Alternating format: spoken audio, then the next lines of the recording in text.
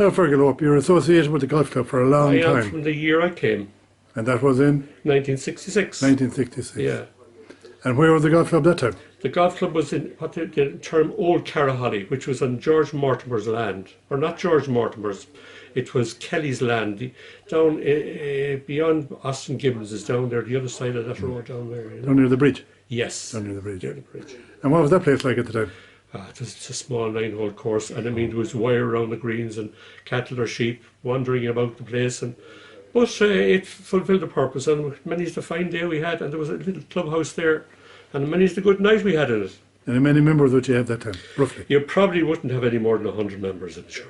Well, it wasn't bad for the time. Wasn't it? 66. Yeah. Well, golf wasn't popular that time, was it? No. But It would have been considered. that would now include people who weren't actually staying here, living here, who were living in Dublin or coming on holidays or what kind of thing, You call them country members nowadays. Country members now would be it, yeah. And how many locals have we playing? I suppose on the main days, the captain's days, and that you would probably have 40 to 50. Can you remember many of them? Indeed, I can. Sure, there's a good number of them. You might roll out a few of them there, yeah. Indeed, the last captain in it was Mickey Hastings, whom I play with regularly. And people like that, Jerry McAleer, and there were not Hugh Murphy, the Lord of mercy in him.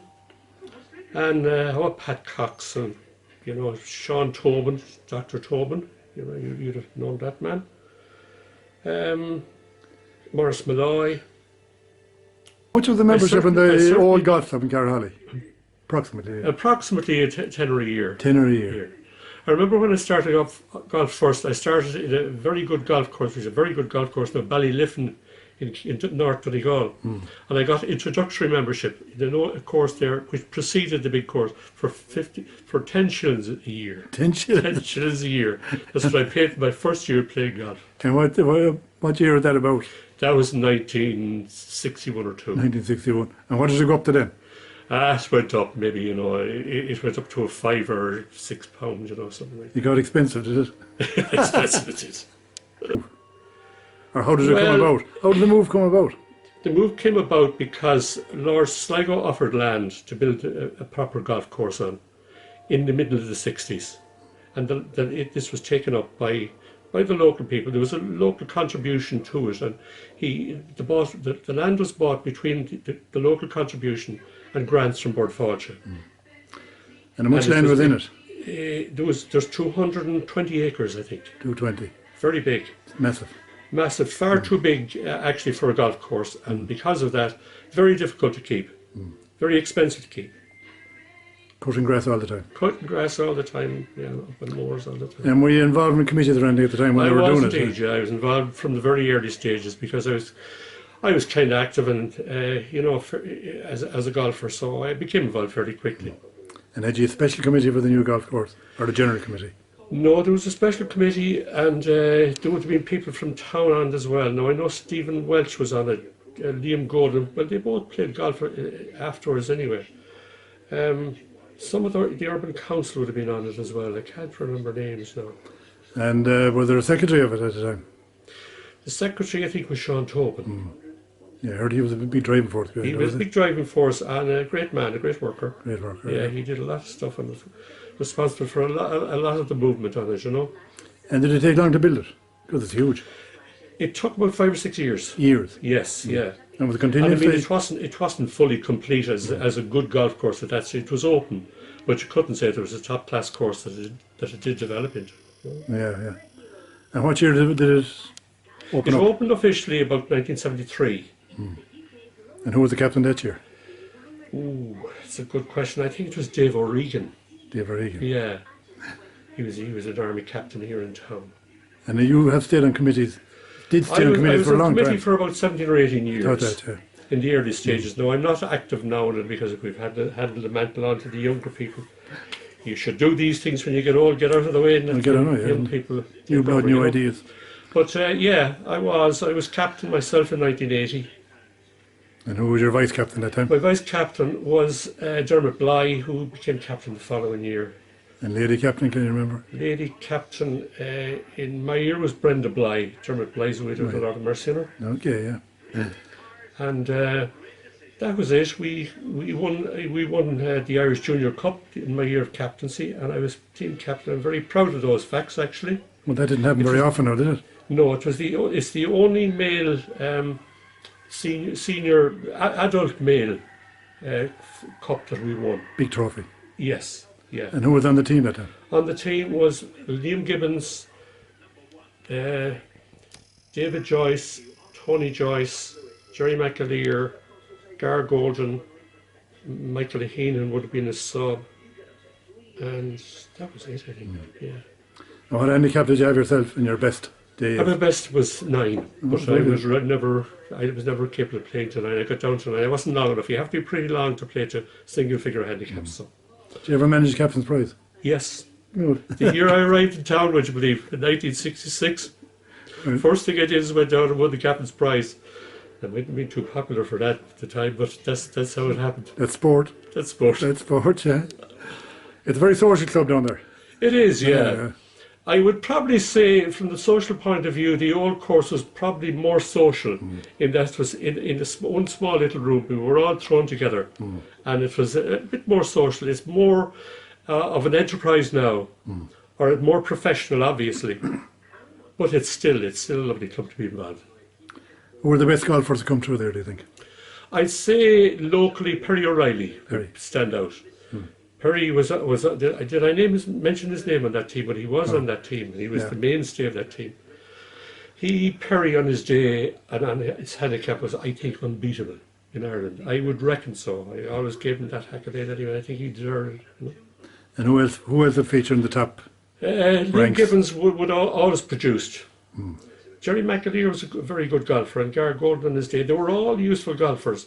We had the luxury of having just five handicap golfers. There weren't that many golfers playing at the time to a low handicap, and you couldn't play from a lesser handicap than 5.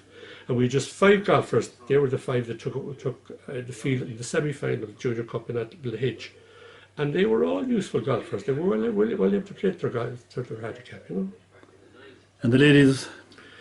The ladies did their bit too. They've won a lot of competitions now, which you'd want to ask them about a lot of the details of that. You know. Were there ladies in Carrahally? There were. Were there many players? Oh yes, oh yes, oh indeed there were. Can you remember any of the names of the ladies in Carrahally? Oh, I do. There was Evelyn Hughes and Mary Malloy, and of course, let's see who else. Mrs. McMahon, Mrs. I can't think of any more. God, my memory is not as good. It's a long time ago. It's getting to be a long time ago now, you know. It is, yeah. Some of these things, yeah. So it's a very successful club in terms of numbers, and it is, yeah. It's very difficult to keep clubs going, as you know, at the moment. Oh, yeah, I mean, the membership in golf clubs is dropping for very many reasons. But I think the recession didn't help it. The recession didn't help, and locally, I would say the introduction of the green, which is a fantastic facility, took a lot of people off, because many families will go and buy a few bikes for themselves and their kids, and to go off down the greenway, and it's a more family-oriented activity than golf would be, you know. And golf is time-consuming as well, particularly if you're insisting on playing 18 holes. You're talking about half the day at the very least. So not many people can afford it, but young couples particularly, where they're both working, you know, and trying to raise their family. Do you know where the machine house is? Yes. Thing? Was there a house there one time? There was a house. That's where the first clubhouse was before they built the real clubhouse. There was there were just farm buildings really. There was a house and farm buildings, and they were converted for a while into sort of a clubhouse, you know. And was it a nice house? I've seen a photograph of it now, and it looked... Yes, it was. The facade was nice, but I mean, it was in bad repair inside. Okay. You know. It was a stone house, was it? Oh, it was a stone house, yeah. And the old wall that's there was part of that as well? Yes, Part of the yard. yes. There was a farmer there, was there? There was farm manager. Would have been. Farm manager, he was on there, yeah. yeah. For Sligo, you know. Okay, yeah. So Lord Sligo had great foresight to he had, come up with this idea, to him, he came up with that idea, and it was laughed at for a while, but it was taken up fortunately, and it worked out very well in the end. And the land was really cheap, was it?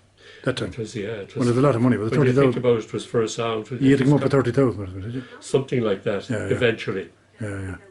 And Bird Fudge came up with something like the same, figures at this stage they're irrelevant in a way that they're no bearing on current values and anything else. No, you can't imagine them. But it was a beautiful piece of land. Actually, it was one of the driest pieces of land. As you know, where the first 6 holes was Ballynock Racecourse, and that is part of the driest part of the land of the domain, which is still a very dry part. Yeah, it's a beautiful course, isn't it? Yeah, it is a beautiful course. The views are fantastic. Isn't it? Yeah. So you enjoyed the golf? I enjoy the golf, but I enjoy a lot of activities. You still play, you do? Pardon? You still play? I still play, not a lot, but I do play a bit, yeah. What are you playing off now? Oh, I'm playing off 20 odd now at this stage. You're good chance for the captain prize next year. I'm afraid not, no. I'm afraid the performance ain't great anymore, but anyway, I enjoy it. Good. Fergal, you're from Mullingar. I'm from Mullingar. I suppose you could say that I sacrificed any ideas of promotion to stay in Westport, which shows how much I love Westport. Quite apart from, I love the woman I married to is from Westport. Yeah, very nice woman. And no, I wouldn't leave it for the world. And what do you like about it? I have no regrets that I stayed here all my life. Yeah. What do you like about it? Because you're from Mullingar, yeah? Just the people, the atmosphere, the scenery, the sea, the mountains, everything about it.